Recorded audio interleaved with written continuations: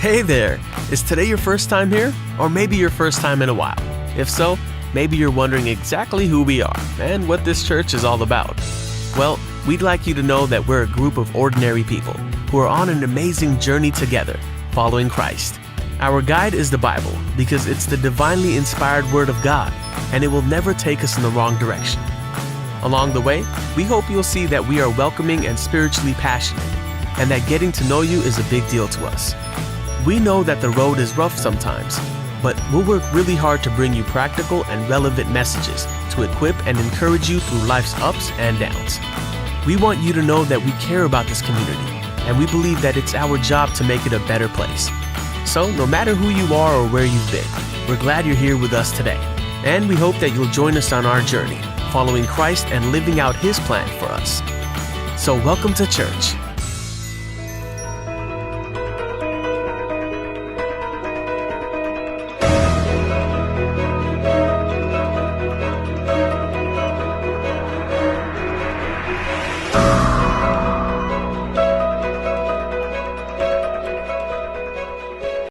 Praise the Lord. आप सबको जय मसीह की। प्रभु यीशु मसीह के मधुर मीठे नाम में आप सबका स्वागत है। हम परमेश्वर का धन्यवाद करते हैं कि उसने हमें एक बार फिर ये अवसर दिया कि हम उसकी आराधना के लिए,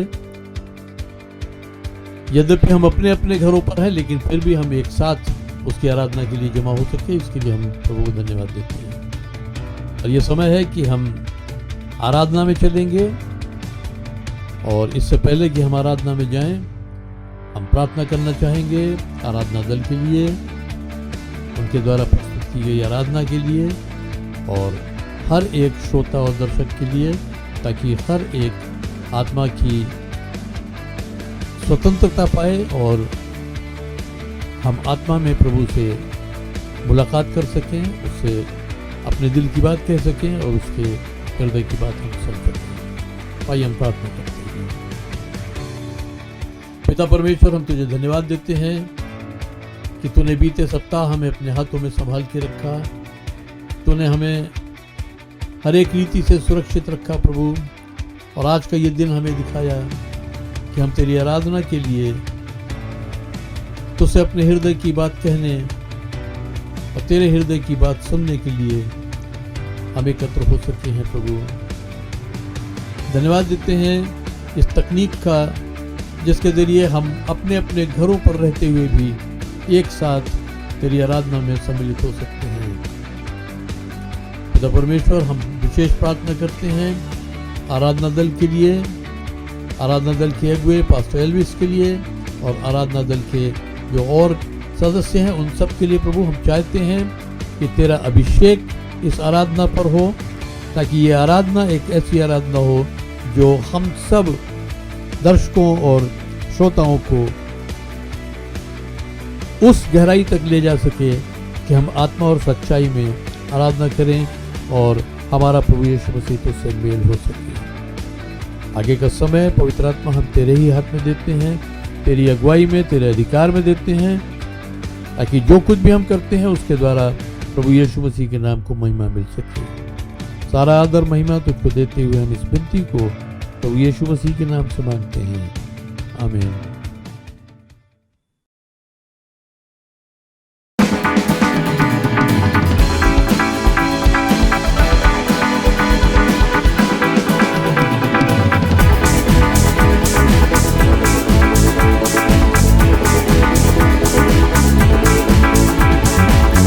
जानू कि छुड़ाया उसने, उसके लहू से बांधले।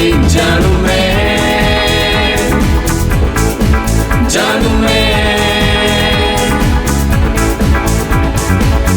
मेरी शर्म उसने ले ली है, दर्द से शिफा दे दी है। जानू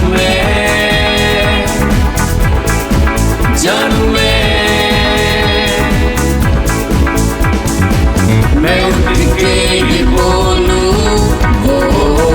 मेरा यीशु जीवित है, यीशु जीवित है, यीशु जीवित है, यीशु जीवित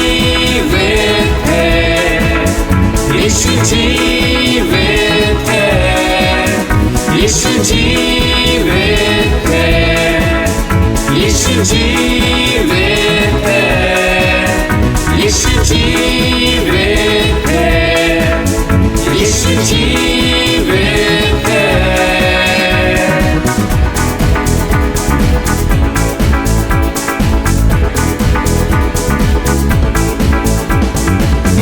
जानू की छुड़ाया उसने, उसके लहू से पाप धुले। जानू मैं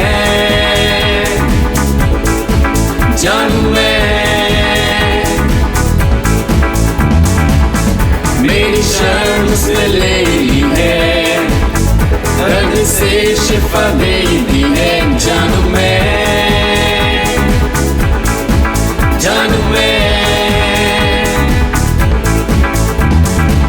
मैं उठ के ये बोलूं, ओ मेरा यीशु जीवित है, यीशु जीवित है, यीशु जीवित है, यीशु जीवित है, यीशु जीवित है, यीशु जीवित है, यीशु जीवित है, यीशु जीवित है, यीशु जीवित है। तुम मेरा बोझ उठाए, मैं तेरे संग बढ़ूं, इस पर्वत पर मैं नाचूंगा, तेरा राजा देखूं। तुम मेरा बोझ उठाए, मैं तेरे संग बढ़ूं, इस पर्वत पर मैं नाचूंगा, तेरा राजा देखूं।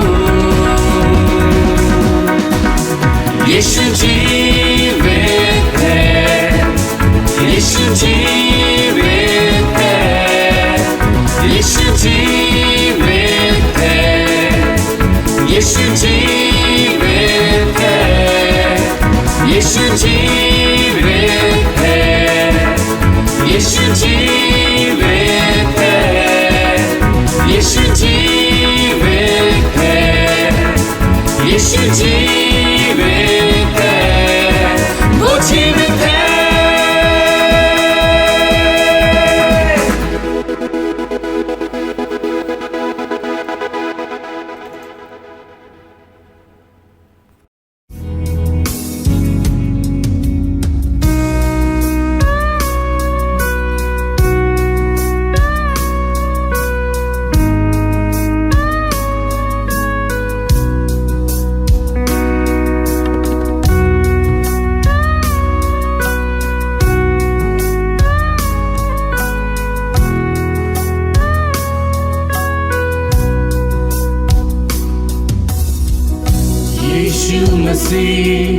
भरोसा मेरा, तू ही सहारा है मेरा, मुश्किल समय में तू ही दिलासा, साथ रहेगा तू सदा। यीशु मसीह भरोसा मेरा, सहारा है मेरा, मुश्किल समय में तू ही दिलासा, साथ रहेगा तू सदा। करना भलाई तेरी सदा रहेगी मुझ पर,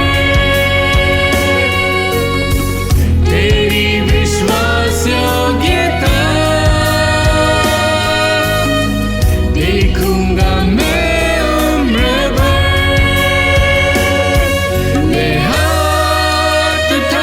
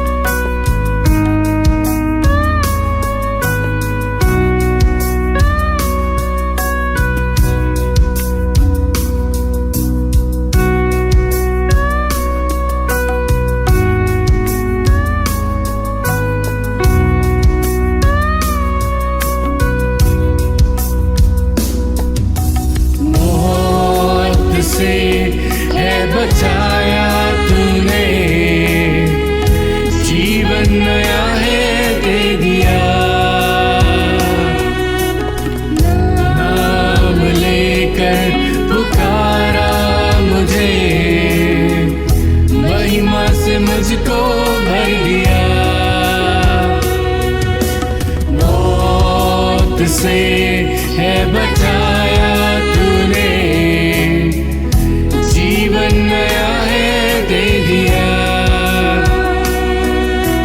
नाम लेकर पुकारा मुझे, महिमा से मुझको भर दिया।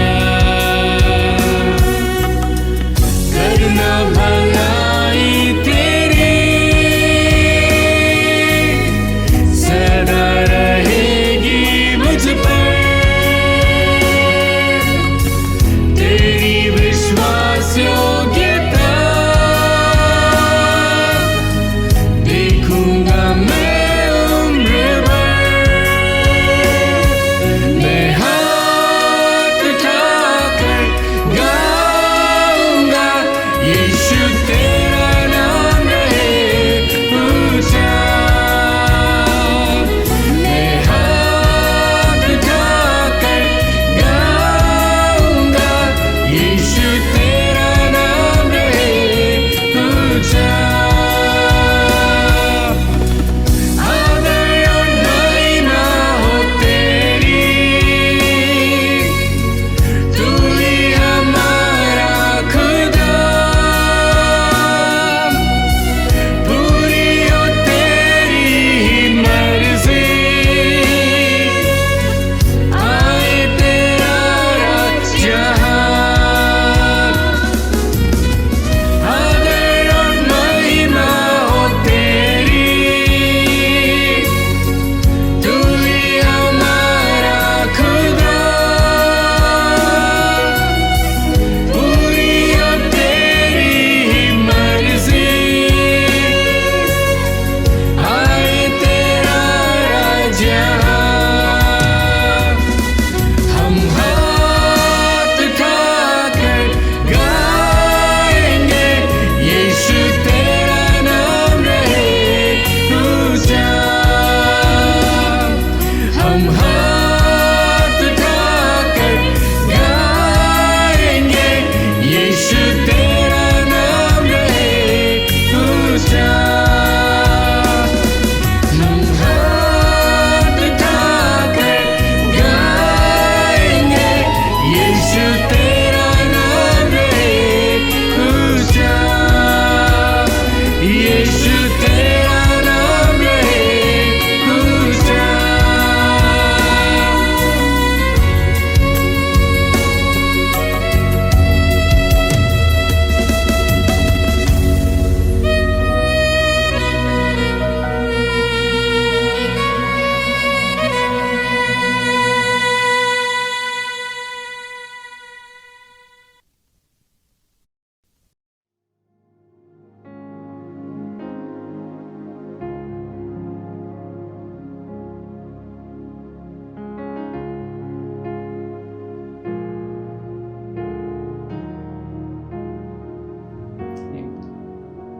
हालेलुया। आप सभी को जय मसीह की। प्रभु को धन्यवाद देते हैं इस समय के लिए। प्रभु को धन्यवाद देते हैं हमारी कलीसिया के लिए, हमारे परिवारों के लिए, कि उसने अभी तक हमें संभाला है और स्वस्थ रखा है। आमीन। प्रभु ने हमें हर एक प्रकार से आशीषित किया है। हालेलुया। आप विश्वास करते हैं? जब हम आशीष की बात करते हैं तो उसको हम कह सकते हैं एक फसल से उसकी तुलना कर सकते हैं। आमीन। जो कोई भी हम काम करते हैं, जहाँ कहीं भी हम हाथ लगाते हैं, जिस प्रकार परमेश्वर का वचन कहता है कि तुम जो कुछ भी करोगे, जहां भी हाथ लगाओगे, मैं उसे फलवंत करूंगा। आमीन। तो हमारी आशीषों को हम एक फसल के अनुसार देख सकते हैं, या फिर कह सकते हैं हमारे आशीष को एक फसल से उसकी तुलना कर सकते हैं। फसल कैसे आती है? प्रभु उसको आशीष करता है। आमीन।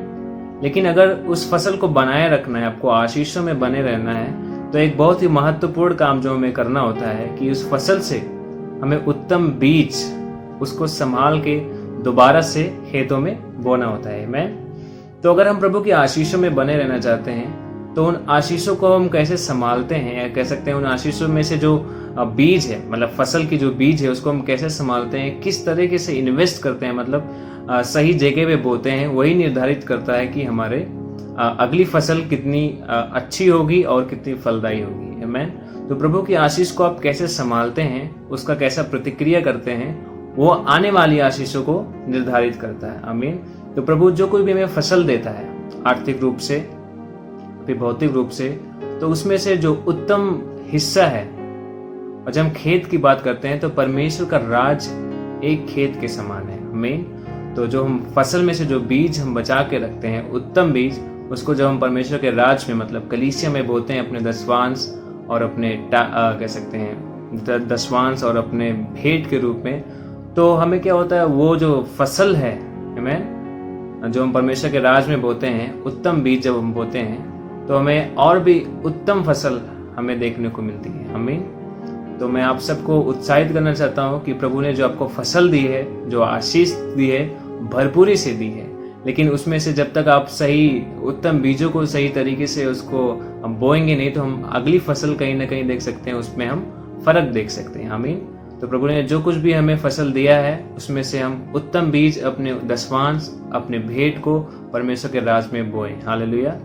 प्रभु ने जो नियम बनाया दसवांश या फिर भेंट का, वो हमारे ऊपर कोई बोझ लादने के लिए नहीं, लेकिन प्रभु हमें सिखाना चाहता है कि हम परमेश्वर के राज्य में जो है बोना सीखें। हालेलुया। क्योंकि जब हम देते हैं तो परमेश्वर हमें और भी देता है। ऐसा कोई शर्त नहीं है, लेकिन एक ही नियम है। हालेलुया। तो प्रभु ने आप सबको आशीष किया है, और आप चाहें अपने दसवांश और अपने भेंट ऑनलाइन UPI के द्वारा सीधा अकाउंट में, कलीसिया के अकाउंट में ट्रांसफर कर सकते हैं और परमेश्वर के आशीषों का आनंद ले सकते हैं। आमीन। प्रभु आप सबको आशीष दे, अपने वचनों से आशीष करे। धन्यवाद।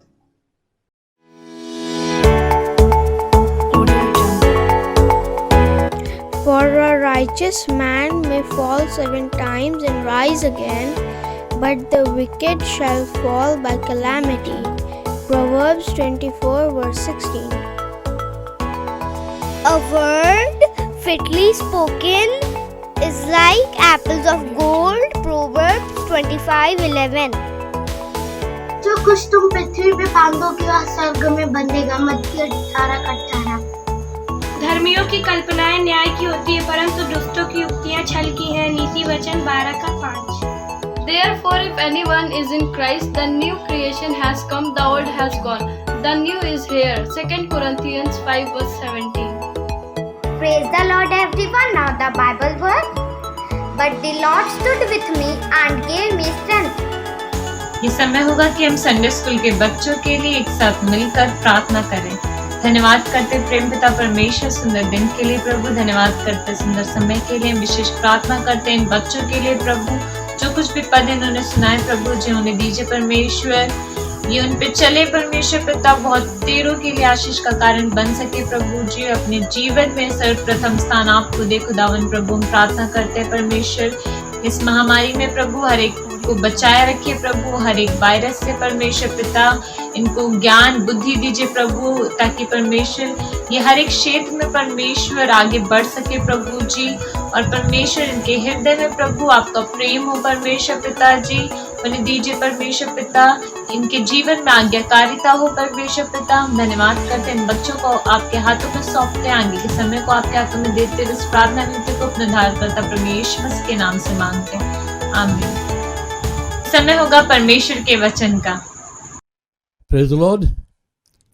आशा करता हूँ आपने आराधना में आनंद उठाया है और आप आत्मा में स्वतंत्र हुए हैं, और इस आराधना के द्वारा और बच्चों की जो उन्होंने बाइबल के पद सुनाए हैं उसके द्वारा, और जो अभी एक संक्षिप्त वचन आपने सुना है उसके द्वारा आपने एक आशीष पाई है। और अब समय है कि हम मुख्य वचन में चलेंगे, और उसमें जाने से पहले हम कुछ हमारे पास प्रार्थना के निवेदन आए हैं, हम उन लोगों के लिए प्रार्थना करना चाहते हैं ताकि परमेश्वर उनको उनकी समस्याओं से छुटकारा दे।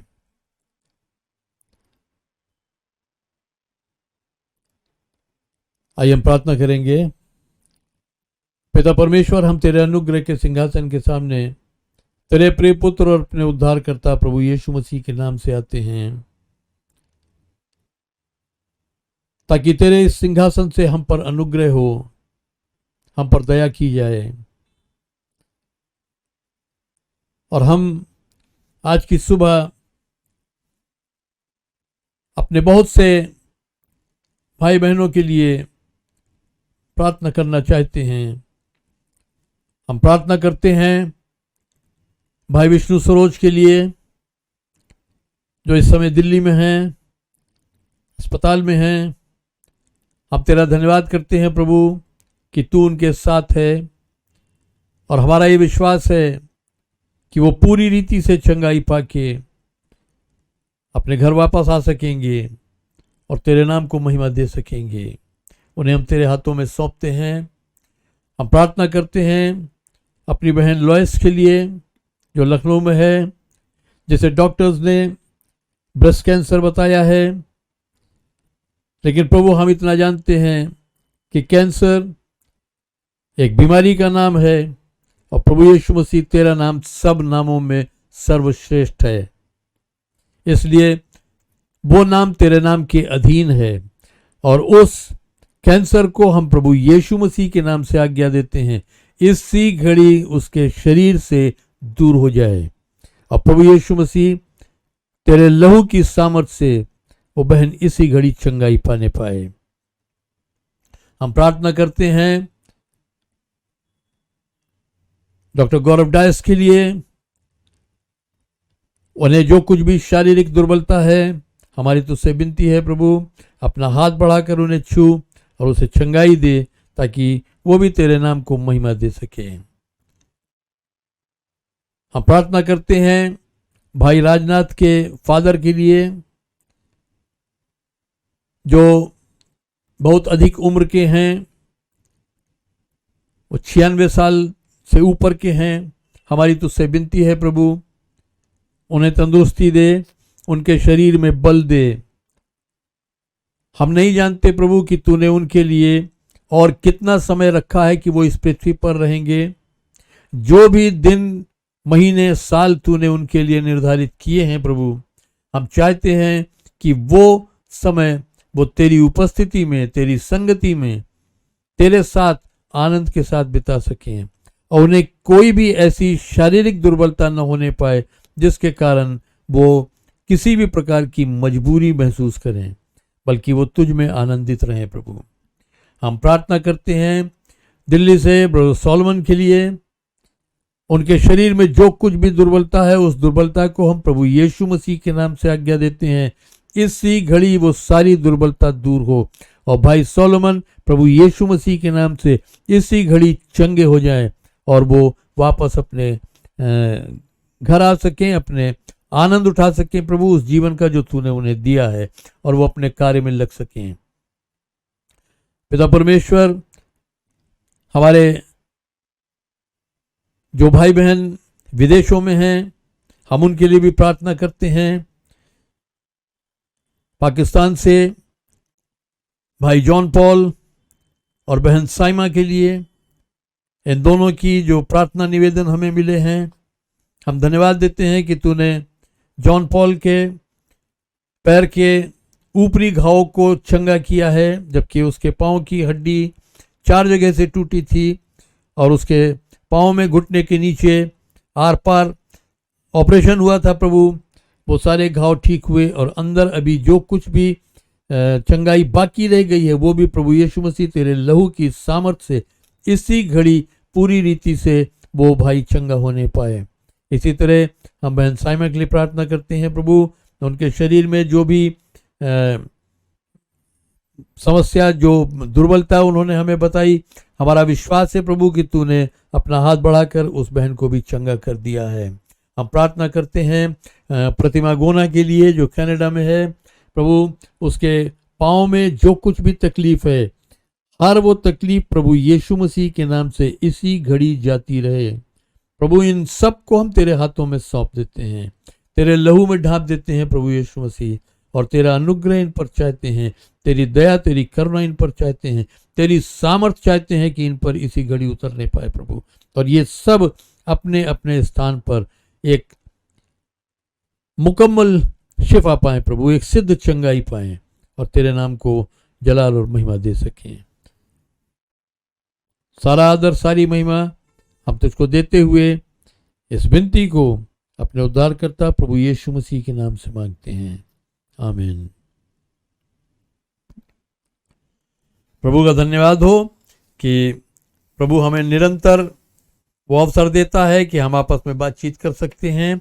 परमेश्वर अपने वचन से हमारी अगुवाई करता है और जैसा कि हम एक सीरीज में चल रहे हैं कि जीवन के तूफानों का हम सामना किस प्रकार से करें, और निरंतर हम इस विषय पर पिछले 3 सप्ताह से बात कर रहे हैं और आज ये चौथा सप्ताह है कि हम इसी विषय पर बात करेंगे। तो मैं आपसे जो बात कर रहा था वो ये कि वो 7 काम मैं आपको बता रहा था, वो 7 बिंदु बता रहा था कि जब आपके जीवन में तूफान आता है तो उस तूफान का सामना आप कैसे कर सकते हैं, उस तूफान पर आप विजय कैसे पा सकते हैं।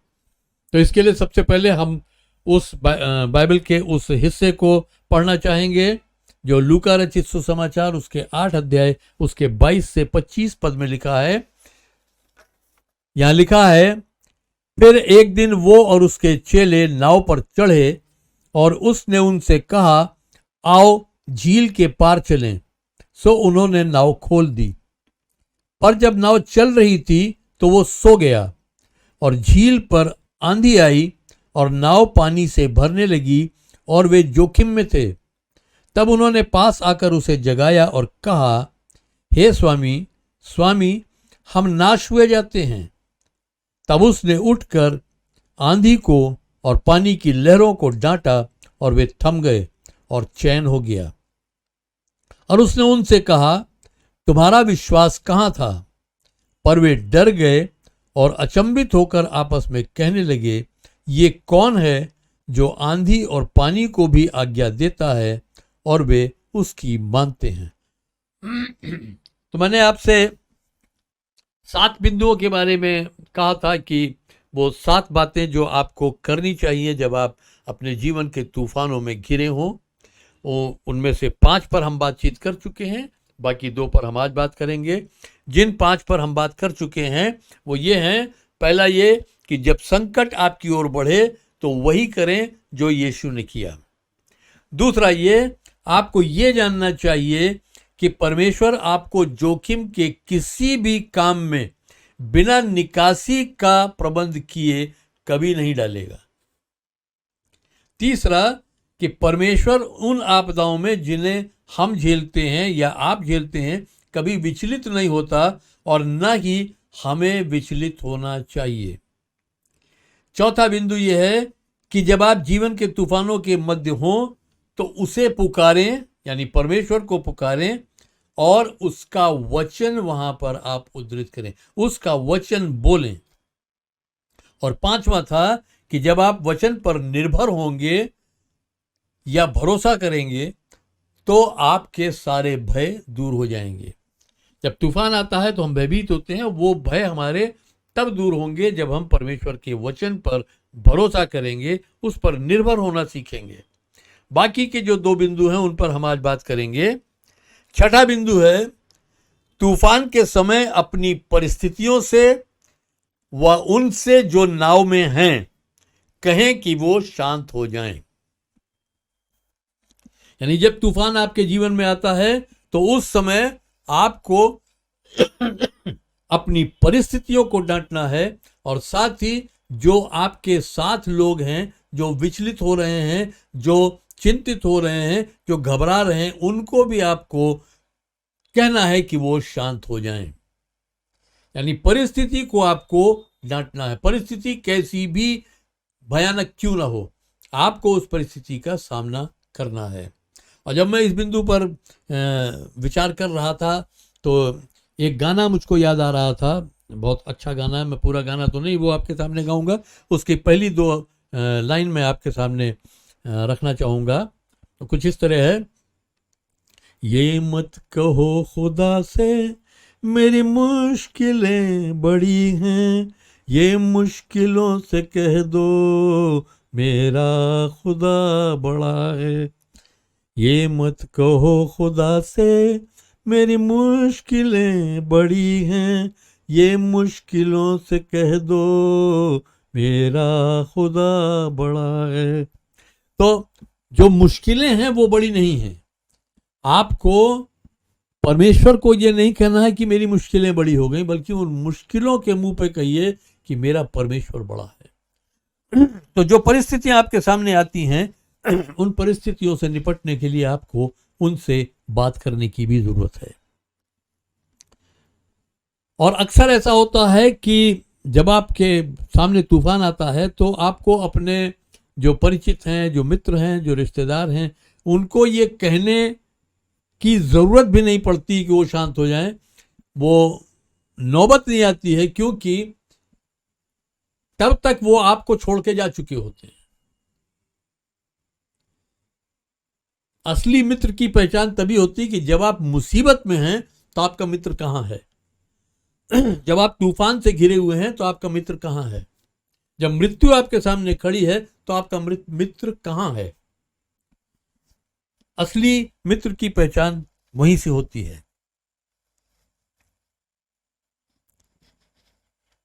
और अब अगर आपके मित्र आपके साथ हैं और आप तूफान से घिरे हुए हैं, तो उस समय भी आपको एक बात का ध्यान रखना है कि न तो वो परिस्थिति और न आपके मित्रों या आपके रिश्तेदारों की आवाज़ें आपको किसी भी तरह से निराश करें या नकारात्मक सोचने को मजबूर करें। वो आपको आपके विश्वास से भटकाने न पाएं, क्योंकि यदि आपके साथ कोई ऐसा व्यक्ति है जो विश्वास में दृढ़ नहीं है, तो वो आपको विश्वास में दृढ़ होने की सलाह कभी नहीं देगा। वो आपको उस परिस्थिति से भागने की सलाह देगा, वो उस परिस्थिति में समझौता करने की सलाह दे देगा, लेकिन वो उस परिस्थिति को चुनौती देने की सलाह शायद आपको नहीं देगा। तो आपको ये सोचना है कि कोई भी आवाज़, न तो उस तूफान की आवाज़, न ही उन बढ़ती हुई लहरों की आवाज़, और न ही आपके साथियों की आवाज़ आपको आपके विश्वास से डिगा नहीं पाए। क्योंकि आपको यह मालूम होना चाहिए कि परमेश्वर अपनी सामर्थ आपके द्वारा प्रकट करना चाहता है। उस तूफान में वो अपनी महिमा दिखाना चाहता है। तो आप अपने विश्वास से न भटकें, बल्कि उस परिस्थिति को कहें वो शांत हो जाए। अपने मित्रों से कहें शांत हो जाएं, और कहें कि परमेश्वर हमारे साथ है और हमें किसी तरह की कोई समस्या नहीं होने पाएगी। मरकुस 4 उसके 39 पद में अगर हम देखें एम्प्लीफाइड बाइबल में, तो उसका जो अनुवाद निकल कर आता है वो ये है, और वो उठा और उसने हवा को डांटा और समुद्र की लहरों से कहा, अब शांत हो जा, थम जा, यानी मुंह बंद कर ले। और हवा रुक गई, जैसे चलते चलते थक कर पस्त हो गई हो, और वहां तुरंत एक बड़ा ठहराव, एक सिद्ध शांत वातावरण हो गया। यानी उस परिस्थिति को आपको डांटना है। यीशु ने जब वो उठा तो उसने उस परिस्थिति का आकलन किया और उसने हवा और लहरों को डांटा। क्या डांटा? अब शांत हो जा, थम जा, मुंह बंद कर। और हवा ऐसे रुक गई जैसे चलते चलते थक के पस्त हो गई हो, और वहां एक बहुत बड़ा ठहराव आ गया, एक सिद्ध शांत वातावरण वहां उत्पन्न हो गया। शांत हो जाने के लिए जो यूनानी शब्द इस्तेमाल हुआ है, उसका जो अनुवाद निकल कर आता है, अगर हम लिटरल मीनिंग उसका देखें तो ये आता है कि मुंह बंद करना या गला घोटना। यानी यीशु मसीह ने उस तूफान का मुंह बंद कर दिया, उन लहरों का गला घोट दिया। वो वहीं शांत हो गए।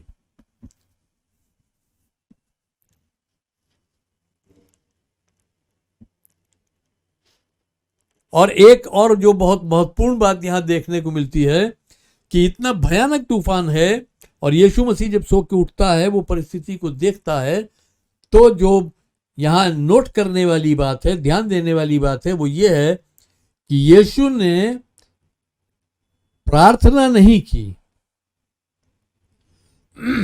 उसने उस तूफान के लिए प्रार्थना नहीं की कि हे पिता इस तूफान को थमने की आज्ञा दे, या हे पिता इस तूफान को शांत कर दे। नहीं, उसने क्या किया? उसने उस आंधी को डांटा और उन पानी की लहरों को डांटा और वो थम गई। हम आप भी परमेश्वर के स्वरूप में उसकी समानता में बनाए गए हैं। और यीशु मसीह कहता है कि सारा अधिकार यीशु मसीह को दिया गया है, स्वर्ग और पृथ्वी का सारा अधिकार उसको दिया गया है। और वो कहता है इसलिए अब तुमको मैं अधिकार देता हूं। लूका 10:19 में स्पष्ट कहता है कि मैंने तुम्हें शत्रु की सारी सामर्थ के ऊपर अधिकार दे दिया है। वो अधिकार मेरे और आपके पास है। मैं और आप उस आंधी को और तूफान को डांट सकते हैं।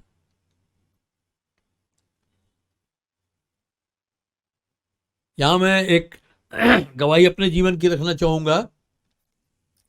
काफी साल पुरानी गवाही है। एक बार बहुत मूसलाधार बारिश शुरू हो गई और हमारे आंगन में पानी भरने लगा, और वो पानी भरते भरते धीरे धीरे बरामदे तक आ गया। और ऐसा हुआ कि अब वो कमरे में आने को है। तो उस वक्त मेरे भाई जीवित थे और हम लोग प्रयास करते रहे कि पानी को कैसे रोकें, लेकिन रुक नहीं रहा था। और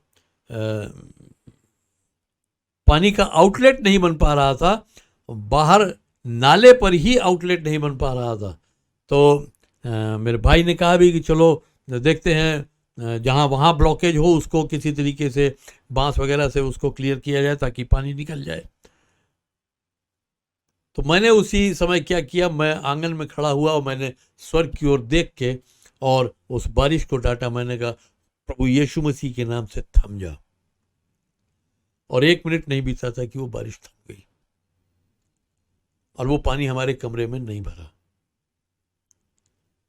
तो आपके पास वो अधिकार है, आप उस अधिकार का इस्तेमाल करें। अगर आप उस अधिकार का प्रयोग नहीं करते हैं तो आप अपने तूफानों में विजयी नहीं हो पाएंगे, आप जयवंत नहीं हो पाएंगे।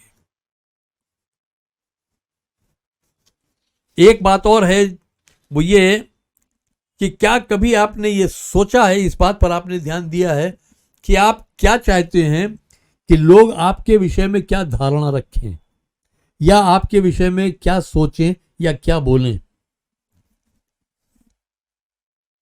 अब मैं सोचता हूं हम सब इस बात का ध्यान जरूर रखते हैं कि हमारे बारे में लोगों की धारणा गलत ना होने पाए। भले हम गलत हों, लेकिन लोगों की धारणा ना गलत होने पाए। लोगों का जो विचार है हमारे प्रति, जो सोच उनकी हमारे प्रति, वो गलत ना होने पाए।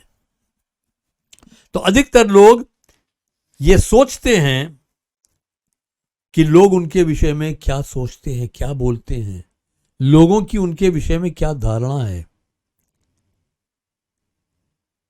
और इसी बात को हम यहां पर देखेंगे मरकुस 4 और उसके 41 पद में। अगर हम देखें मैसेज बाइबल के अनुसार जो अनुवाद निकल के आता है वो ये है कि वे पूर्णतया विस्मित हो गए। चेलों के विषय में लिखा, जब यीशु मसीह ने डांटा आंधी और पानी को, वे पूर्णतया विस्मित हो गए, चकरा गए। उन्होंने पूछा, जो भी हो ये कौन है? हवा और समुद्र भी इसके इशारे पर और इसकी आवाज पर समर्पण करते हैं। वो आपस में यही बात कर रहे थे कि ये तो बड़ी अचंभे की बात हुई। फिर उनका एक ही निष्कर्ष निकला कि जो भी हो ये व्यक्ति आखिर है कौन, कि जो आंधी को भी डांटता है और पानी की लहरें, समुद्र की लहरें भी इसके इशारे पर समर्पण कर देती हैं। ये कौन है?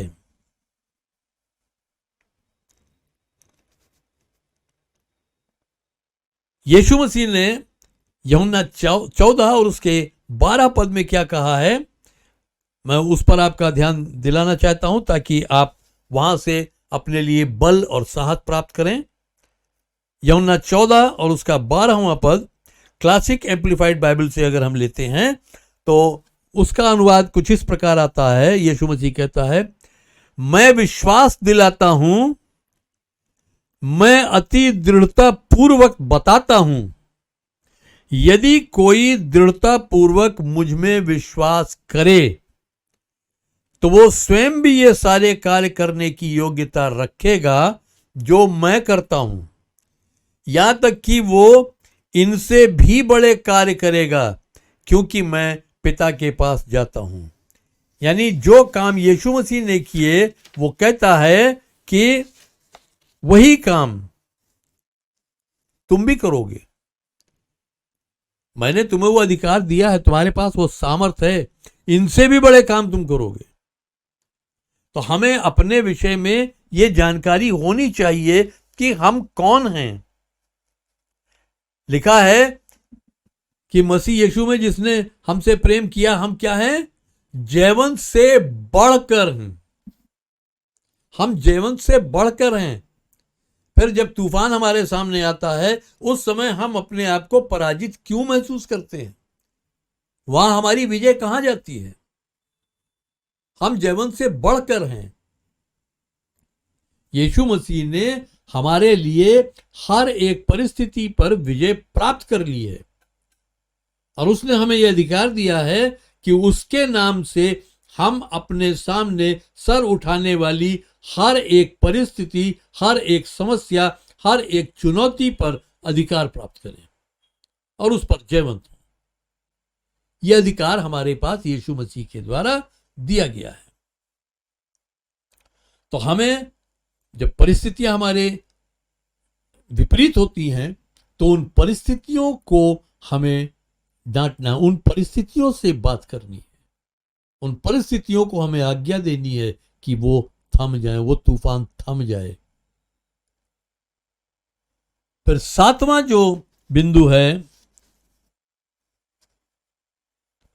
ये बहुत महत्वपूर्ण है।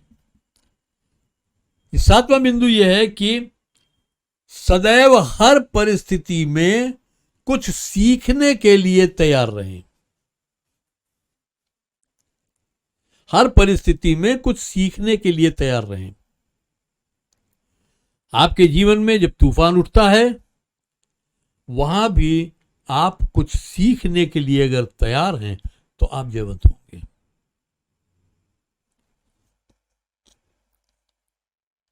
हमारे सीनियर पास्टर ने अभी कुछ दिन पहले हमसे मीटिंग में एक बात उन्होंने कही थी, मैं वही चीज यहां पर दोहराना चाहूंगा।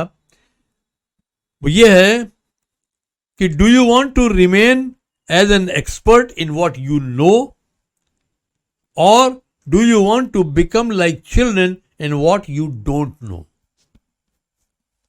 यानी जो आप जानते हैं आप उस बात में एक निपुण बन के ही रहना चाहते हैं, या आप जो नहीं जानते हैं वो सीखने के लिए एक बालक बन के रहना चाहते हैं।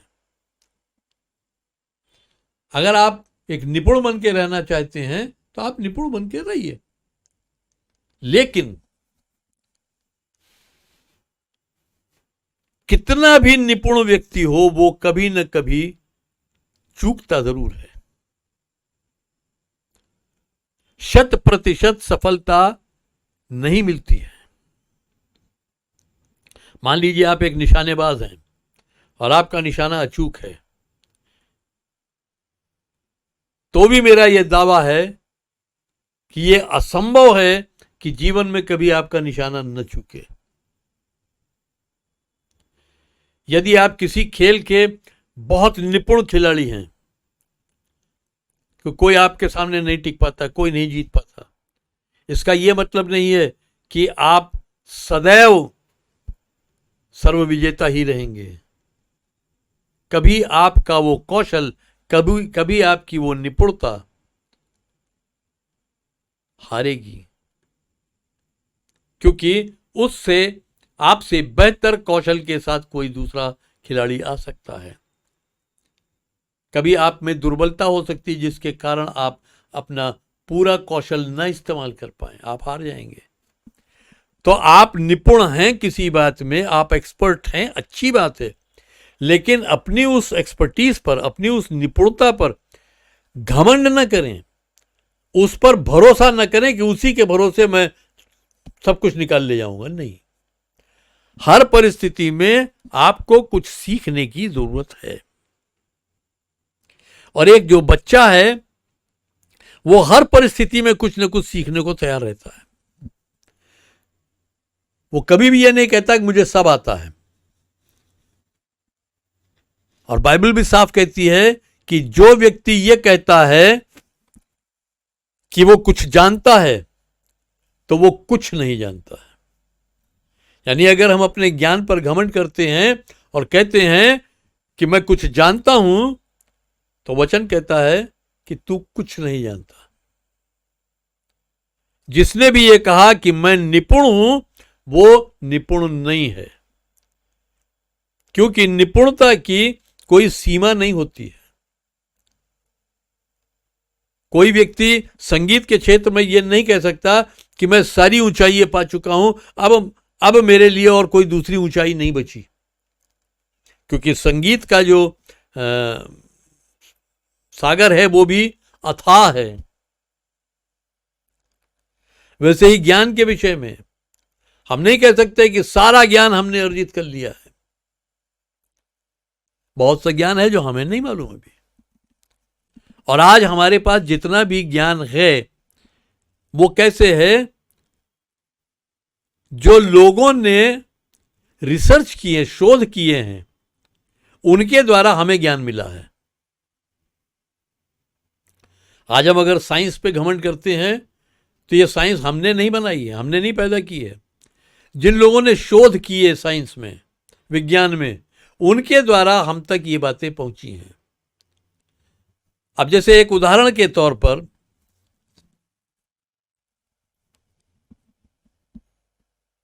बिजली का तार जब बल्ब में छुआया जाता है तो बल्ब जलता है। तो हम क्या, हमें तो सब आता है कि हाँ बिजली लगाने से बल्ब जलता है, लेकिन सवाल यह है कि बिजली कहां पैदा की गई और वहां से आपके घर तक और उस बल्ब तक वो कैसे आई, ये आपने नहीं किया है, ये किसी और ने किया है।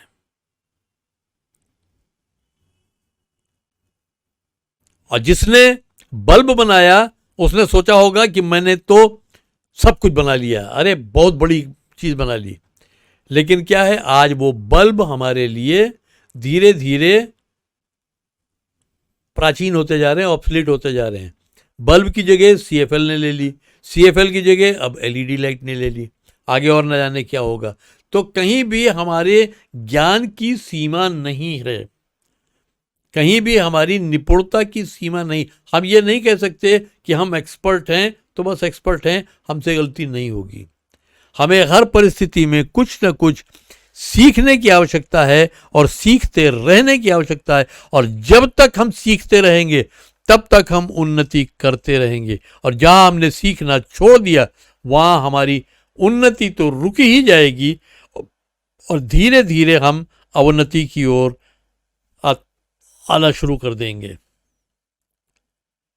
जब तक हम सीखने के लिए इच्छुक हैं तब तक निरंतर हमारी उन्नति होती रहेगी। और अगर आप चाहते हैं कि आप हर दिन उन्नति करें तो हर परिस्थिति में सीखने के लिए तैयार रहें कि वो परिस्थिति आपको क्या सिखा रही है। आपके जीवन में तूफान आता है तो वो आपको कुछ सिखाने के लिए आता है। फिलिपियों की पत्री में अगर हम आए, उसके 4 अध्याय उसके 11वें पद में, यहां पौलुस अपने विषय में कह रहा है कि मैंने घटी में भी रहना सीखा है और बढ़ती में भी रहना सीखा है। उस विषय में तो जो न्यू लिविंग ट्रांसलेशन है उसका जो हिंदी अनुवाद आएगा वो कुछ इस प्रकार है। यहाँ पौलुस कहता है फिलिपियों 4:11 में, मैं इसलिए नहीं कह रहा हूं कि मैं किसी आवश्यकता में हूं, मैंने हर एक परिस्थिति में जिसमें मैं होता हूं संतुष्ट रहना सीख लिया है। पौलुस जो साउल था यह छोटा व्यक्ति नहीं था, बहुत समृद्ध व्यक्ति था,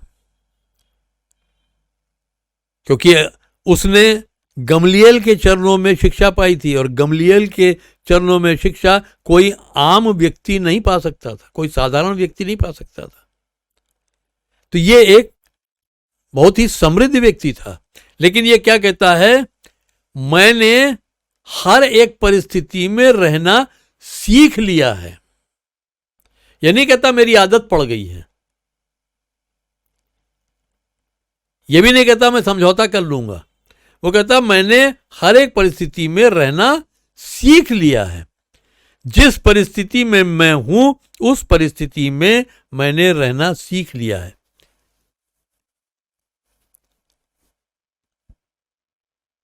अधिकांश इस पद को लोग थोड़ा एक गलत सेंस में, एक गलत भाव में इसको लेते हैं कि हमारी जो वर्तमान परिस्थितियां हैं हमें उन परिस्थितियों में समझौता कर लेना चाहिए। बात समझौते की नहीं है। ये कोई ऐसा उपदेश नहीं है कि जीवन की जिन परिस्थितियों में आप हैं उनके लिए आप समझौता कर लें, इसलिए पौलुस लिख रहा है। नहीं, वो इसलिए लिख रहा है कि आप उन्नति करें, आप कुछ सीखें। मैं भी बहुत सी परिस्थितियों से होकर गुजरा हूं और हर परिस्थिति ने कुछ न कुछ सिखाया है। और पौलुस भी यही कहता है, जिन जिन परिस्थितियों से होकर मैं गुजरा हूं उन सारी परिस्थितियों ने मुझे बहुत कुछ सिखाया है। और आज मैं उस अवस्था में हूं कि मैं जिस परिस्थिति में हूं उस परिस्थिति में रहना मैंने सीख लिया है, समझौता नहीं किया है, लेकिन मैंने उस परिस्थिति में भी रहना सीख लिया है। बहुत सी परिस्थितियां ऐसी हैं जिसमें मैं ये सोचता था कि मैं क्या कर सकता हूं, क्या नहीं कर सकता हूं, क्या हो सकता है, क्या नहीं हो सकता है। लेकिन उस परिस्थिति और उसमें से बाहर आने के अनुभव ने मुझे बहुत कुछ सिखा दिया कि किन परिस्थितियों में हम क्या कर सकते हैं और किन परिस्थितियों में हमें क्या नहीं करना चाहिए। और अब अगर वो परिस्थिति दोबारा मेरे ऊपर आती है तो अब मुझे दोबारा सीखने की आवश्यकता नहीं पड़ेगी, क्योंकि वो लेसन मुझे पहले मिल चुका है, वो शिक्षा मुझे पहले मिल चुकी है। उस परिस्थिति से निपटने की शिक्षा मुझको पहले मिल चुकी है। तो हर परिस्थिति में हम कुछ सीखने के लिए तैयार हों। फिर इसी के 12वें पद में अगर हम देखें, न्यू लिविंग ट्रांसलेशन के ही अनुसार फिलिपियों 4 उसके 12 पद, यहाँ पौलुस जो लिखता है उसका अनुवाद इस प्रकार आता है न्यू लिविंग ट्रांसलेशन का, जब मेरे पास कुछ भी न हो या जब मेरे पास सब कुछ हो, दोनों ही परिस्थितियों में मैं जीना जानता हूं। मैंने हर परिस्थिति में रहना सीख लिया है, चाहे वो खाली पेट रहने की स्थिति हो या परिपूर्णता या थोड़ा भी होने की परिस्थिति हो।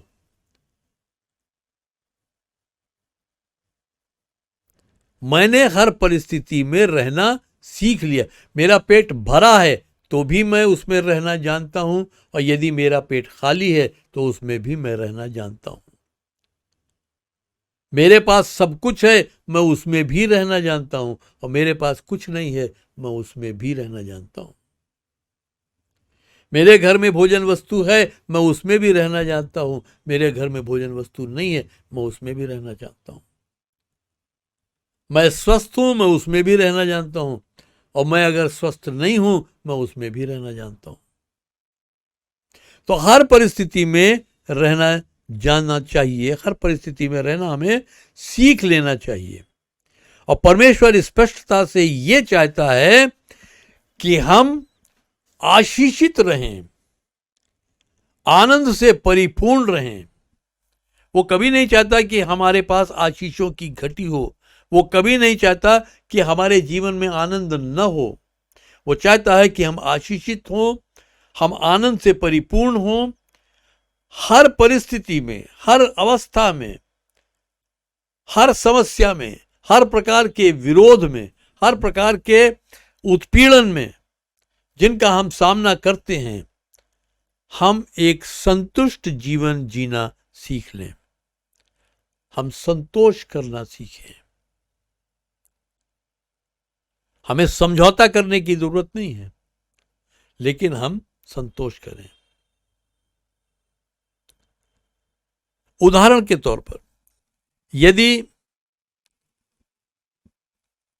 आपके पास, परमेश्वर न करे ऐसी स्थिति आए, यदि आपके पास भोजन नहीं है और आपको बहुत भूख लगी है, तो यह प्रकट है कि जब भोजन नहीं है तो आप खा तो नहीं पाएंगे। अब वहां पर आपकी प्रतिक्रिया दो तरह से हो सकती है, यानी आपका व्यवहार उस परिस्थिति के प्रति दो तरह से हो सकता है। एक तो ये मजबूरी है, अब भूखे ही रहना पड़ेगा। अब तो मजबूरी है, भूखे ही रहना पड़ेगा। और दूसरा जो भाव है हमारा, वो ये हो सकता है कि प्रभु भोजन नहीं है, कोई बात नहीं, तेरी स्तुति हो, मैं फिर भी तेरा गुणानुवाद करूंगा, फिर भी तेरी तारीफ करूंगा। और यही चीज हमें देखने को मिलती है जब पौलुस और सिलास जेल में बंद हैं।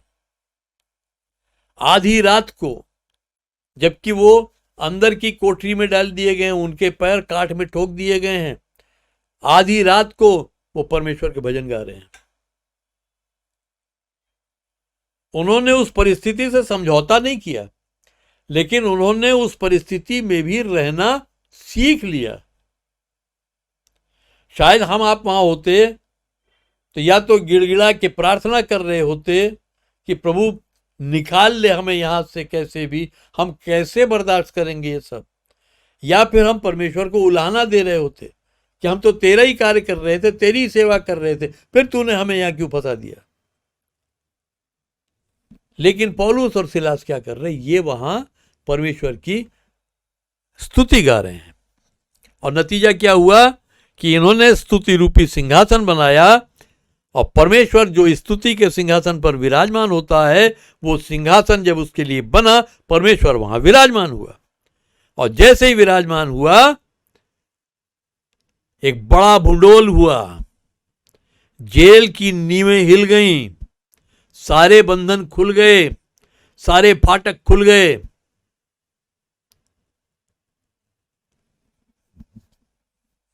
क्योंकि पौलुस और सिलास ने उस परिस्थिति में भी रहना सीख लिया था। अगर वो परमेश्वर को उलाहना दे रहे होते या अपनी परिस्थिति पर वो मातम मना रहे होते, शोक मना रहे होते, तो शायद इतना बड़ा काम न होता। लेकिन क्योंकि उन्होंने उस परिस्थिति में रहना सीख लिया था, इसलिए वो उस परिस्थिति में भी परमेश्वर की स्तुति गा रहे थे। आप अपने जीवन के तूफानों को देखें, आप अपने जीवन की परिस्थितियों को देखें कि आप किन परिस्थितियों में हैं। क्या वो परिस्थितियां ऐसी हैं कि आप मन मार के और समझौता कर लें परिस्थितियों से, या उन परिस्थितियों में भी रहना आपने सीखा है? नहीं सीखा है तो आज सीख लें। जिन परिस्थितियों में आप हैं, उन परिस्थितियों में भी परमेश्वर की स्तुति गाइए, उसको धन्यवाद दीजिए।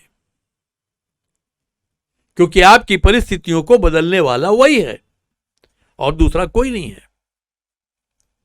और फिर अगर हम पौलुस और सिलास के जीवन को लें, जब ये जेल में बंद थे ये फिर भी स्तुति गा रहे थे, क्योंकि इन्हें ये मालूम था कि ये किसकी आराधना करते हैं।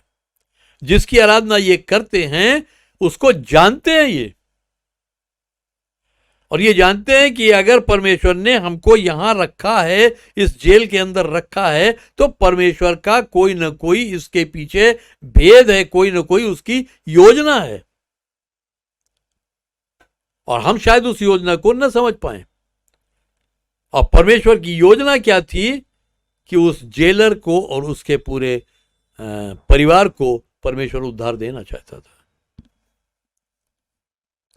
तो इसलिए आप जिस परिस्थिति में हैं उस परिस्थिति में आप रहना सीखें, परिस्थितियों से समझौता न करें, उस परिस्थिति में रहना सीखें। समझौता करने का मतलब ये कि आपने उस परिस्थिति में हार मान ली है, लेकिन उस परिस्थिति में रहना सीखने का मतलब ये हुआ कि ठीक है ये परिस्थिति आई है, कोई बात नहीं, मैं इस परिस्थिति पर भी जयवंत होऊंगा, मैं अपने विश्वास में नहीं डिगूंगा, मैं अपना विश्वास नहीं छोड़ूंगा, मैं उसकी आराधना करना, उसकी स्तुति करना नहीं छोड़ूंगा, मैं उसे धन्यवाद देना नहीं छोड़ूंगा। अक्सर होता है जब हम बीमार पड़ते हैं तो क्या होता है, अरे क्या बताएं बड़ी तबीयत खराब है, और क्या चल रहा है क्या बताएं, इस बीमारी ने तो लिटा दिया, अब बिस्तर पे ही पड़े हुए हैं। तो हमने उस परिस्थिति में रहना नहीं सीखा, उस परिस्थिति के आगे हमने हथियार डाल दिए हैं। और अगर हमने उस परिस्थिति में रहना सीखा तो हमारा इसका रिस्पांस क्या होगा, हम कैसे अपनी प्रतिक्रिया देंगे इस पे। कोई बात नहीं प्रभु, यदि ये बीमारी मुझ पर आई है, उसने मुझे दुर्बल किया है, मुझे लेटने को मजबूर किया है, कोई बात नहीं, मैं लेटा हूं तो भी मैं तेरी स्तुति करूंगा, मैं कमजोर हो गया हूं तो भी मैं तुझे धन्यवाद दूंगा, मैं बीमार हूं तुझे धन्यवाद दूंगा, क्योंकि हर परिस्थिति पर तू जयवंत है, हर परिस्थिति तेरे संपूर्ण नियंत्रण में हर पल होती है। कोई भी पल ऐसा नहीं जाता जब परिस्थिति परमेश्वर के संपूर्ण नियंत्रण में न हो। तो इसलिए अपनी परिस्थिति से समझौता न करें, बल्कि उस परिस्थिति में जीना सीखें, जैसे यीशु मसीह ने किया। जब आंधी तूफान आया, वो उस आंधी तूफान से डरा नहीं, वो भी छटपटाया नहीं, उसने ये नहीं कहा कि अब क्या होगा, हे पिता तू मुझे समुद्र में क्यों ले आया कि यहां तू मुझे मार दे। उसको मालूम था वो कौन है, उसको मालूम था उसके पास क्या अधिकार है, उसको मालूम था कि उसके पास क्या सामर्थ्य है। उसने उसका इस्तेमाल किया और आंधी को डांटा, पानी की लहरों को डांटा, शांत हो गया।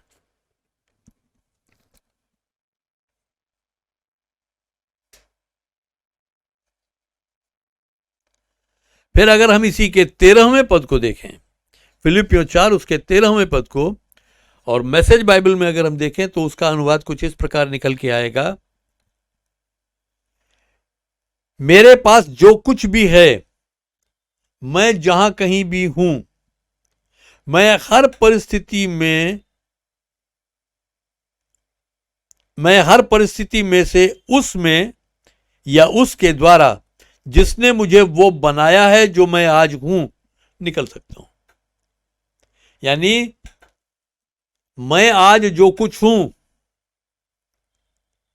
तो जिस भी परिस्थिति में हूं, जिस भी अवस्था में हूं, जहां भी हूं, जैसा भी हूं, जिसने मुझे वो बनाया है जो मैं आज हूं, उसी में मैं उस परिस्थिति में से निकल भी सकता हूं। कहने का मतलब क्या है, यीशु मसीह ने हमें क्या बनाया है, जयवंत से बढ़कर बनाया है। अगर उसने हमें जयवंत से बढ़कर बनाया है तो हम किसी भी परिस्थिति में हार नहीं मानेंगे। परमेश्वर हमें जो बनाना चाहता है वो हम केवल एक ही रीति से बन सकते हैं, और वो ये है कि वो जिन जिन परिस्थितियों से लेकर हमको चलता है, उन सब परिस्थितियों से हम कुछ न कुछ सीखने के लिए तैयार हों। भजन संहिता 23 में कहता है कि तू अपने नाम के निमित्त धार्मिकता के मार्ग में मेरी अगुवाई करता है, तू मुझे लेकर चलता है, तू जिस जिस मार्ग से मुझे लेकर चलता है, वो मार्ग और उस मार्ग की परिस्थितियां, घटनाएं, वो सब मुझे कुछ न कुछ सिखाती हैं। दूसरा कुरिन्थियों 1 अध्याय और उसके 3 और 4 पद को अगर हम देखें, मैसेज बाइबल का अगर हम हिंदी में अनुवाद करें तो वो इस प्रकार आएगा, हमारे स्वामी या गुरु यीशु जो मसीह है, उसके परमेश्वर व पिता को, जो संपूर्ण दया का पिता है, हर चंगा करने वाली मंत्रणा का परमेश्वर है, उसको सारी स्तुति मिले। जब हम कठिन समय से होकर गुजरते हैं तो वो हमारे साथ खड़ा होता है, और इससे पहले कि हम जाने, वो हमें किसी अन्य ऐसे व्यक्ति के समीप ले आता है जो स्वयं भी कठिन समय से होकर गुजर रहा हो, ताकि हम उस व्यक्ति के साथ वैसे ही खड़े हों जैसा कि वो हमारे साथ खड़ा होता है।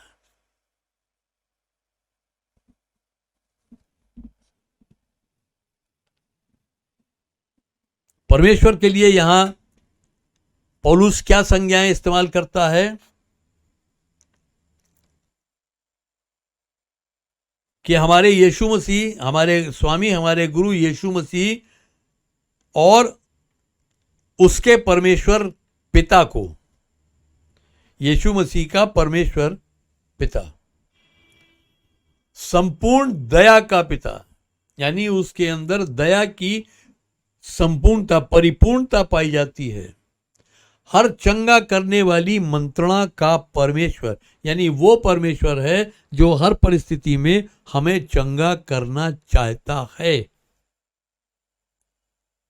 यीशु मसीह ने कोड़े खाए कि उसके कोड़े खाने से हम चंगे हो जाएं, तो इसीलिए खाए कि वो हमें चंगा देखना चाहता है। वो चाहता है कि हम चंगे रहें। तो जब हम कठिन समय से होकर गुजरते हैं तो वो हमारे साथ खड़ा होता है। यीशु मसीह ने कहा कि देखो मैं जगत के अंत तक सदैव तुम्हारे साथ हूं, तो वो हमारे साथ है। और इससे पहले कि हम ये जाने, वो हमें किसी एक ऐसे अन्य व्यक्ति के पास लेकर जाता है जो स्वयं भी कठिन समय से होकर गुजर रहा है, ताकि हम उस व्यक्ति के साथ वैसे ही खड़े हों जैसा कि परमेश्वर हमारे साथ खड़ा होता है। तो जो भी लोग अपने जीवन में तूफान का सामना कर रहे हैं, मैं आपको प्रेरित करना चाहता हूं, आपको उत्साह दिलाना चाहता हूं कि आप बिल्कुल भी न घबराएं। आपके पास अधिकार है। अगर आपने प्रभु यीशु मसीह को अपने हृदय में अपना उद्धारकर्ता स्वीकार किया है और अपने हृदय में उसको निमंत्रण दिया है, तो आपके पास अधिकार है कि आप अपनी परिस्थितियों से बोल सकते हैं कि वो बदल जाएं।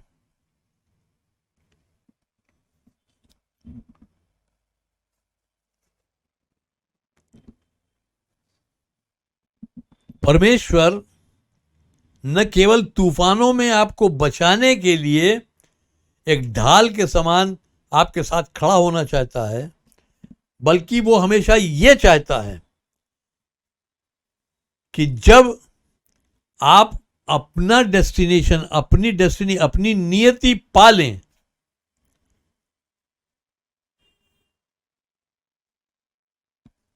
वो ये चाहता है कि आप अपनी नियति पाएं, जो उसने आपके लिए रखा आप वहां तक पहुंचें, उस नियति को प्राप्त करें। और वहां तक पहुंचने के लिए वो हमेशा आपकी मदद के लिए तैयार है। आपको सामर्थ्य देने के लिए तैयार है, आपको बुद्धि देने के लिए तैयार है, आपको ज्ञान देने के लिए तैयार है। अगर आप उस पर निर्भर करते हैं तो वो आपके साथ साथ चलता है और आपको हर तरह से वो सहायता करने के लिए तत्पर रहता है। और सबसे बड़ी बात यह है कि हमारी सहायता, परमेश्वर की ओर से जो सहायता हमें मिलती है वो वक्त वक्त पे नहीं मिलती, वो 24/7 365 उपलब्ध है। यानी 24 घंटे 7 दिन, पूरे 365 दिन, यानी हर पल वो हमारी सहायता के लिए तैयार भी है और उपलब्ध भी है। यही नहीं कि वो तैयार है हमारी सहायता के लिए, वो उपलब्ध भी है।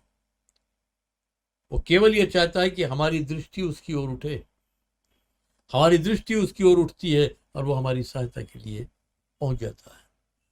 तो यदि आप अकेले ही तूफानों का सामना कर रहे हैं और किसी और को आपके इन तूफानों के बारे में नहीं मालूम है, तो भी आप निराश ना हो, आप चिंतित भी ना हो, भयभीत भी ना हो। चिंता के बोझ के तले अगर आप दबे हैं तो आप उससे बाहर आ जाइए। आपको भयभीत होने की, चिंतित होने की जरूरत नहीं है। आप इन तूफानों पर विजय पाएंगे। अगर आप उस पर भरोसा करते हैं तो आप अपने तूफानों पर विजय पाएंगे। किंतु यदि आप इन तूफानों का सामना अकेले ही क्यों न कर रहे हो, तो भी यदि विश्वास और धीरज से सामना करेंगे तो निश्चित तौर पर आप उस तूफान से बाहर आ जाएंगे। वो तूफान आपको डुबो नहीं पाएगा। और यदि ये युद्ध आप अकेले लड़ रहे हैं और आप इस तूफान पर विजय पा जाते हैं, तो ये निश्चित जानिए कि आपकी इस विजय को परमेश्वर यूं ही गुप्त में नहीं रहने देगा। वो इस विजय को कहीं ना कहीं इस्तेमाल करेगा, प्रकट करेगा, ताकि आपकी गवाही के द्वारा दूसरे को बल मिल सके। ये तूफान जो आप आज झेल रहे हैं, जो तूफान आपके जीवन में आज उठा है, ये केवल आपके लिए नहीं है। इस बात को अच्छी तरह समझें। ये तूफान केवल आपके लिए नहीं है। इसका सामना आप कर रहे हैं, इस पर विजय आप पाएंगे मसीह यीशु के द्वारा। लेकिन ये तूफान केवल आपके लिए नहीं है। आपकी इस विजय की गवाही दूसरे के लिए काम करेगी। दूसरों को भी आपकी गवाही जो है वो तूफानों का सामना करने में प्रेरित करेगी, उन्हें बल देगी, उन्हें साहस देगी। तो कभी भी ये ना सोचें कि जो तूफान आपके सामने आया है, जिस तूफान से आप लड़ रहे हैं, जिस तूफान का आप सामना कर रहे हैं, आप अकेले हैं उसमें। वो केवल आपके लिए है नहीं। कोई भी तूफान केवल आपके लिए नहीं है। आप उसमें हैं, आप उसमें से निकलेंगे। लेकिन ये पूरी आपकी घटना जो है ये बहुतों के जीवन के लिए काम आएगी, क्योंकि ये गवाही बहुतों के जीवन में एक बदलाव पैदा करेगी। मैं अंत में एक जगह से और कुछ एक पद पढ़ना चाहूंगा। याकूब की पत्री, उसका 1 अध्याय, उसके 2 पद से 6 पद तक। याकूब 1:2 से 6 पद।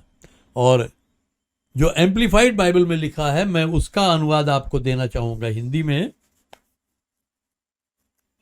वो कुछ इस प्रकार से आता है। याकूब लिखता है, भाइयों व बहनों, जब कभी भी तुम विभिन्न प्रकार की परीक्षाओं में पड़ो तो इसे और कुछ नहीं किंतु केवल आनंद का विषय समझो। ये निश्चय जानो कि तुम्हारे विश्वास का अनुभवों के द्वारा परखा जाना धीरज को उत्पन्न करता है, और परिपक्वता और भीतरी शांति की ओर ले जाता है। और धीरज को अपने सिद्ध परिणाम तक पहुंचने तथा एक विस्तृत कार्य करने दो, जिससे कि तुम परिपक्व हो जाओ और पूरी रीति से उन्नत हो जाओ विश्वास में, और तुम्हें कोई घटी न होने पाए। यदि किसी के पास एक निर्णय या परिस्थिति के बीच में से अगुवाई के लिए बुद्धि की घटी हो, तो वो हमारे अति उदार परमेश्वर से मांगे, जो सबको उदारता से और बिना उलाहना दिए या दोष लगाए देता है, और उसको दी जाएगी। किंतु बुद्धि के लिए विश्वास से मांगे, बिना परमेश्वर की सहायता के लिए सहमति के विषय में संदेह किए। यानी परमेश्वर आपकी सहायता के लिए तैयार है, इस पर संदेह किए बिना मांगे, क्योंकि जो संदेह करता है वो समुद्र की उस महातरंग के समान है, जो हवा के द्वारा उछाली और बहाई जाती है। बस 2 मिनट इस पर थोड़ा सा इसको एक्सप्लेन करना चाहूंगी, इसकी व्याख्या देना चाहूंगा कि भाइयों बहनों, जब कभी तुम किसी भी प्रकार की भिन्न भिन्न प्रकार की परीक्षाओं में पढ़ते हो, तो जब कभी किसी भी परीक्षा में पढ़ते हो तो इसे और कुछ नहीं, केवल आनंद का विषय समझो। आप कहेंगे ये क्या बात हुई, यहां तो हम मुसीबत में पड़े, आप कह रहे हो आनंद का विषय। जी, आप इसको आनंद का विषय समझे, क्योंकि यहीं से परमेश्वर आपके लिए एक ऐसी बात निकालेगा जो आपको आनंद देगी। यीशु मसीह कहता है, मेरा अनुग्रह तेरे लिए काफी है और मेरी सामर्थ दुर्बलता में सिद्ध होती है। तो ये परीक्षा आपको दुर्बल कर रही है, यहीं पर यीशु मसीह की सामर्थ सिद्ध होगी। ये निश्चय जानो कि तुम्हारे विश्वास का परखा जाना, यानी अनुभव के द्वारा तुम्हारा विश्वास परखा जाएगा। जो तुम अभी अनुभव कर रहे हो, जिस परिस्थिति का तुम अभी अनुभव कर रहे हो, उसमें तुम्हारा विश्वास परखा जा रहा है। और यह परखा जाना धीरज को उत्पन्न करता है। परखे जाने का मतलब कि हमारी एक परीक्षा हो रही है, और परीक्षा में जब भी हम किसी भी परीक्षा में होते हैं, उसमें हम सफल होना चाहते हैं या असफल होना चाहते हैं। अगर हम परीक्षा में सम्मिलित हैं तो सफलता या असफलता हमारे अपने निर्णय पर निर्भर करती है। जिस परिस्थिति से होकर अभी आप गुजर रहे हैं, वो एक परीक्षा है आपके लिए, आपके विश्वास की एक परीक्षा है। अब इस परीक्षा में आप सफल होना चाहते हैं या असफल होना चाहते हैं, ये आपके हाथ में है। यदि आप कोई किसी साक्षात्कार में जाते हैं, इंटरव्यू में जाते हैं और आपकी तैयारी नहीं है, तो क्या वहां जाके आप ऐसा प्रदर्शित करते हैं कि आप बिना तैयारी के आए हैं? आप वहां अपने आप को ऐसा ही प्रदर्शित करते हैं कि मैं पूरी तरह तैयार हूं।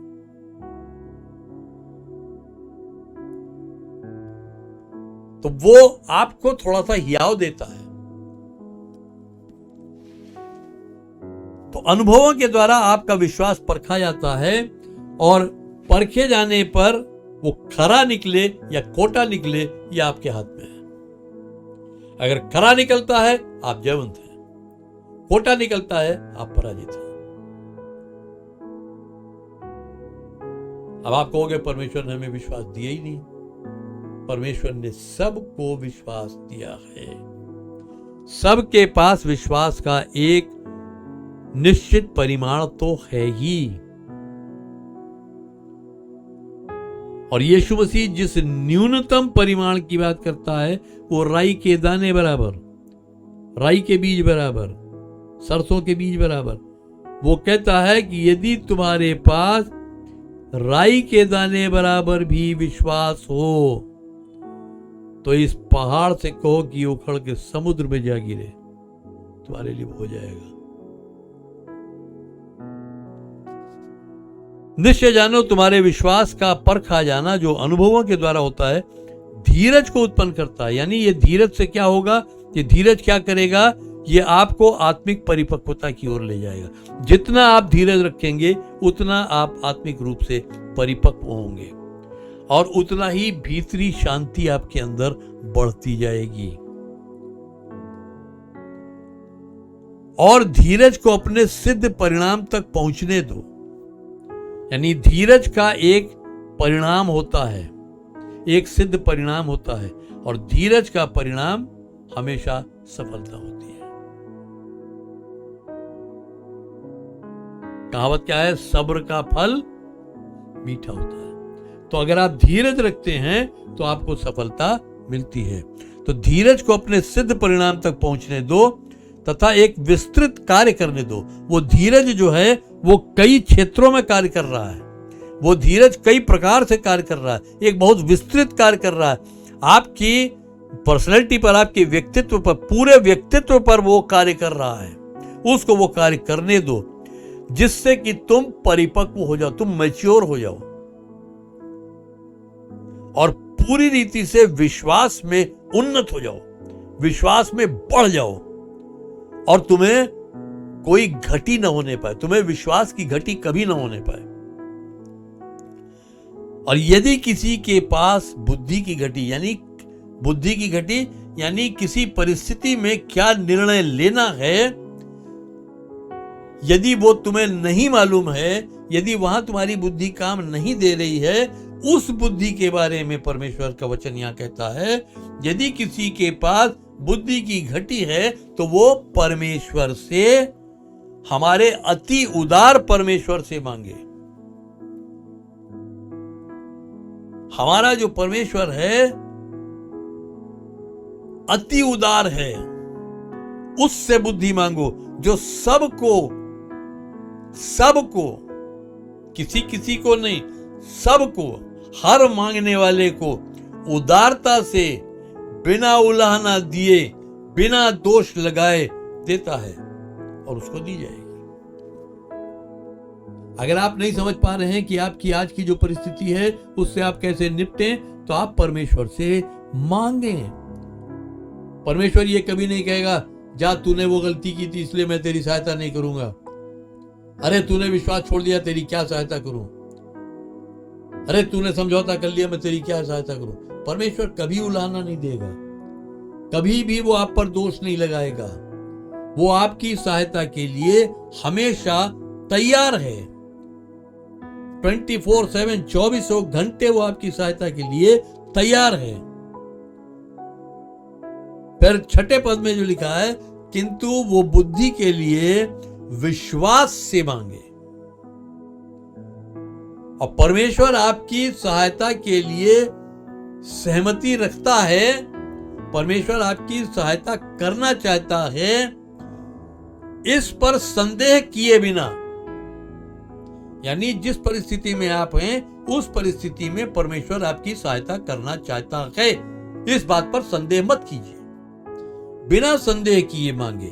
क्योंकि जो संदेह करता है वो समुद्र की उस महातरंग के समान है जो हवा के द्वारा उछाली और बहाई जाती है।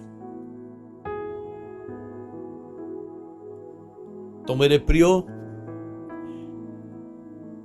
जैसे याकूब कहता है, मैं भी आपसे कहना चाहता हूं, यदि आप विभिन्न प्रकार की परीक्षाओं में पढ़ते हैं तो इन्हें और कुछ नहीं, आनंद का विषय समझिए। मैं अक्सर करके एक बात कहता हूं, अपनी कलीसिया में लोगों को समझाता हूं, जब भी निराशा सामने आती है आप और भी आशावान हो जाइए, और भी उत्साहित हो जाइए, ये जान के कि निराशा परमेश्वर की ओर से नहीं आती। परमेश्वर कभी निराशा नहीं देता, निराशा शैतान की ओर से आती है। तो अगर आपके जीवन में कभी निराशा आती है तो आप और भी आशान्वित हो जाइए क्योंकि परमेश्वर ने आपके लिए विजय का एक मार्ग वहां तैयार करके रखा है। और यदि आपको वो मार्ग नहीं दिख रहा है, यदि आपको समझ में नहीं आ रहा है कि मैं इस परीक्षा से बाहर कैसे निकलूं, मैं इस समस्या से बाहर कैसे निकलूं, तो बिना इस बात पर संदेह किए कि परमेश्वर आपकी सहायता के लिए तैयार खड़ा है, आप विश्वास के साथ मांगिए। वो आपको उलाहना नहीं देगा। कभी कभी होता है कि प्रार्थना में लोग ये सोचते हैं कि अरे मैं परमेश्वर से किस मुंह से मांगू, वो भी मुझे उलाहना देगा कि देख तूने ये गलती की, वो गलती की, वो गलती की, तू यहाँ ऐसा कर गया, तू वहां वैसा कर गया, तुझे ये नहीं करना चाहिए तूने किया, तुझे वो नहीं करना चाहिए तूने किया। लेकिन ऐसा नहीं, परमेश्वर हमें उलाहना नहीं देता है। अगर वो हमें हमारी गलती से निकालना चाहता है तो हमें वो व्यक्तिगत तौर पर हमारी गलतियों को प्रकट कर देता है, लेकिन उलाहना नहीं देता है। तो वो आपकी सहायता के लिए तैयार है। आप उससे बुद्धि मांगे और वो बुद्धि देगा और आपकी सहायता होगी और आप उस परीक्षा से, उस समस्या से आप निकल आएंगे। मैं एक बार फिर उस पद पर समाप्त करना चाहूंगा, 1 कुरिन्थियों 10 उसका 13 पद। तुम किसी ऐसी परीक्षा में नहीं पड़े जो तुम्हारे सहने से बाहर है। परमेश्वर विश्वास योग्य है, वो तुम्हें ऐसी किसी परीक्षा में पढ़ने भी नहीं देगा, बल्कि परीक्षा के समय निकास भी करेगा ताकि तुम सह सको। तो इन वचनों पर विश्वास करिए और परमेश्वर से लिपटे रहिए और हर परिस्थिति में उसे धन्यवाद देते रहिए, हर परिस्थिति में उसकी स्तुति करते रहिए। अगर दुख भी है आपके सामने, अगर समस्याएं भी आपके सामने हैं, अगर आपके सामने तंगी भी है, तो भी आप उसको धन्यवाद दीजिए और उसकी स्तुति करिए, क्योंकि वहां से वो आपके लिए कुछ और बेहतर लाना चाहता है।